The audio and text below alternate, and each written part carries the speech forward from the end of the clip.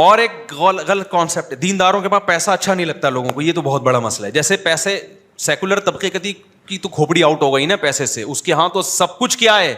پیسہ ہے. ایسے ہی ہمارے ہاں دینداری اور بزرگی کا معیار یہ کہ پھٹے پرانے کپڑے پہنے اور ناڑا لٹک رہا ہو اس میں سے. کیونکہ جب میں بائک پہ پھٹپٹی بائک پہ جاتا تھا، لوگ کہتے تھے حضرت کیا حضرت کو اللہ نے مقام عطا فرمایا. اب میں ریوو میں جا رہا ہوں تو لوگ کہتے ہیں اس کو دیکھو یار بدل گیا، بندہ کیا ہو بدل گیا. وہ بات نہیں رہی، روحانیت ختم. ریوو کا روحانیت سے کیا تعلق ہے اللہ کے بندے؟ یہ کون سی حدیث میں لکھا ہوا ہے؟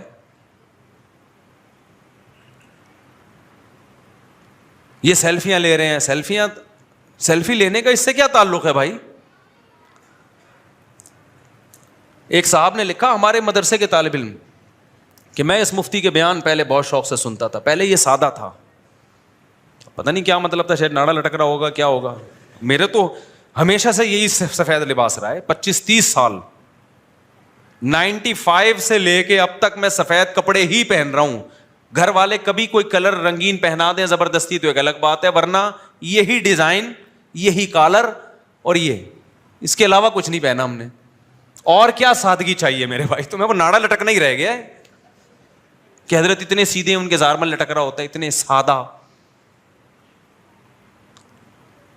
تو کیا تمہیں لینا دینا یار؟ ایک بندہ اگر ریوو میں بیٹھ گیا تو کیا ہو گیا اس سے یار؟ کیوں فضول؟ یہ اچھے دیندار لوگوں کے کمنٹس ہوتے ہیں نیچے. یہ بھی ایک دماغ ہے. کہتے ہیں حضور صلی اللہ علیہ وسلم کی زندگی تو بہت سادہ تھی. دیکھو ہمارے نبی کی زندگی میں تو پھر سفید کپڑے بھی نہیں تھے. اگر نبی کی زندگی کو فالو کرنا ہے تو اس میں پھر جو کی روٹی ہے، گندم کی روٹی بولو نہیں ہے. پھر تو علماء کو چاہیے کہ ایک ٹائم جو کی روٹی کھائیں بس. پھر اس میں ایک لنگی ہے، کبھی اوپر کی چادر تھی کبھی نہیں تھی. وداؤٹ قمیض ہمارے نبی صلی اللہ علیہ وسلم گھومتے تھے، اس لیے کہ کپڑا ہی نہیں تھا. پھر تو اگلا بیان میرا دھوتی پہن کے ہوگا، وداؤٹ بنیان. پھر دیکھتا ہوں ایسی سادگی آپ افورڈ کر پاؤ گے کہ نہیں کر پاؤ گے. پھر 40 دن گھر میں چولہا نہیں جلتا تھا. پھر یہ والی زندگی ہے 40 دن، پھر آپ بھی کبھی گھر میں ہم چولہا نہیں جلے، کوئی ٹکے گا گھر میں؟ اب تو 4 کی باتیں کر رہا ہوتا ہوں، اس کے بعد ایک بھی نہیں ہوگا گھر میں. او بھائی وہ جو نبی کی زندگی تھی نا، یہ سادگی والی کی، ایک لنگی ہے اوپر پہننے کی، قمیض بھی غربت تھی، مسکنت تھی. یہ نبی کی اختیاری تھی. اس میں نبی نے ہمیں اپنے آپ کو فالو کرنے کا حکم نہیں دیا. اگر فالو کرنے کا حکم دیا ہوتا تو حضرت عثمان اور عبد الرحمن بن عوف کی بھی یہ زندگی ہوتی. ان کی تو بڑی لگژری زندگی تھی. حضرت عثمان کے اونٹ تجارتی ایک دفعہ مدینہ میں آئے ہیں نا، تو مدینہ کی زمین ہلنے لگی. پتا چلا کہ سینکڑوں اونٹ مال سے بھرے ہوئے مدینہ میں آ رہے ہیں. اونٹ کا چغازا وزن ہوتا ہے. جب سینکڑوں اونٹ لدے ہوئے آ رہے ہوتے ہیں، پتا چل غبار سے اور اس کی شان و شوکت سے پتا چلا کہ کس کا تجارتی قافلہ آ رہا ہے؟ عثمان کا. نہیں آئی میرا خیال ہے بات سمجھ میں؟ تو ہمارے نبی نے تو ان کو منع نہیں کیا. یہ ہمارے نبی کا فقر اختیاری تھا.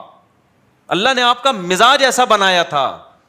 اس میں بہت ساری حکمتیں تھیں. وہ حکمتیں کیا تھی اس پر میں کئی دفعہ بیان کر چکا ہوں، ابھی یہ میرا ٹاپک نہیں ہے.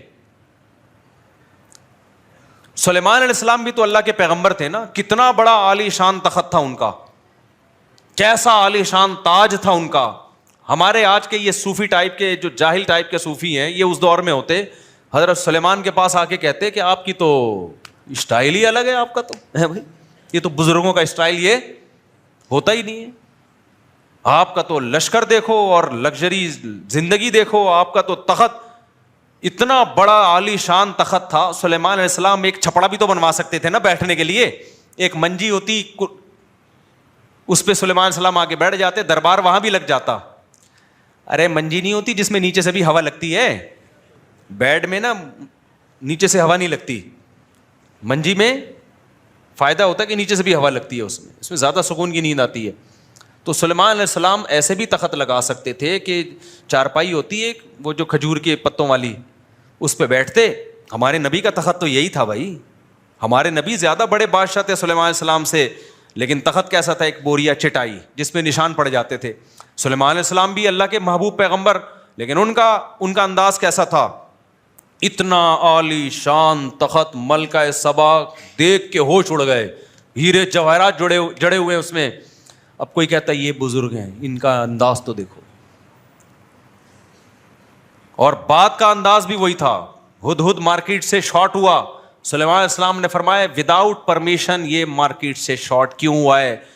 جب آئے گا اگر اس نے معقول ریزن پیش نہیں کی, اس کو میں سزا دوں گا یا اس کو ذبح کر ڈالوں گا میں.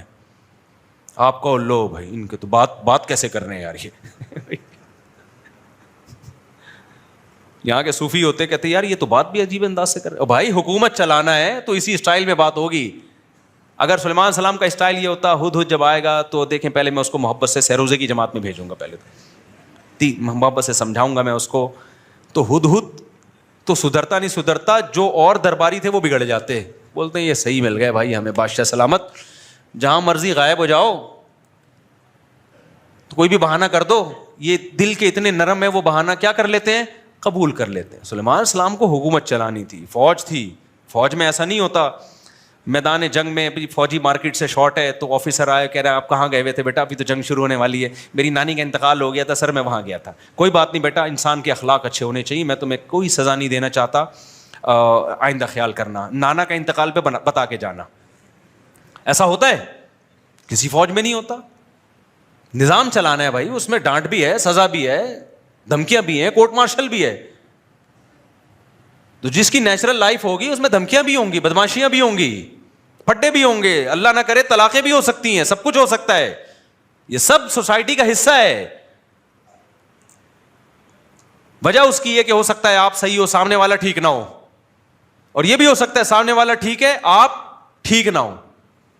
عورت بعض دفعہ بہت نیک ہوتی ہے, بندہ بہت ہی 2 نمبر آدمی ہوتا ہے, وہ طلاق لے لیتی ہے. لوگ کہتے ہیں لو بھائی عالمہ ہے, با پردہ ہے, مدرسوں میں ساری زندگی گزار دی اور اپنے شوہر کے ساتھ نباہ نہیں کر سکی, اب ہمیں سمجھا. او بھائی ہو سکتا ہے وہ شوہر اتنا نالائق ہو کہ وہ نباہ کے قابل ہی نہ ہو.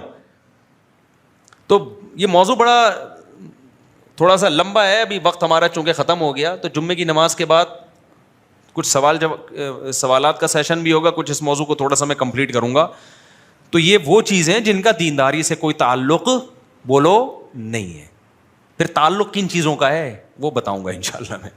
آپ کہیں گے پھر ہے کن چیزوں کا تعلق, تو پھر تو ایک دنیا دار میں اور دیندار میں کوئی فرق ہی ختم ہو گیا. تو وہ فرق بتاؤں گا میں. ابھی تو میں بتا رہا ہوں کون سی چیزوں کا دین سے کوئی تعلق نہیں ہے. سمجھتے ہو کہ نہیں سمجھتے؟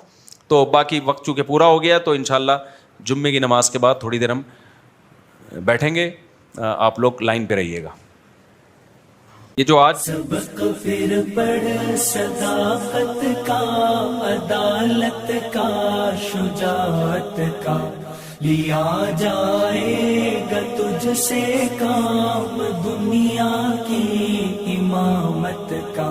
سبق پھر پڑھ صداقت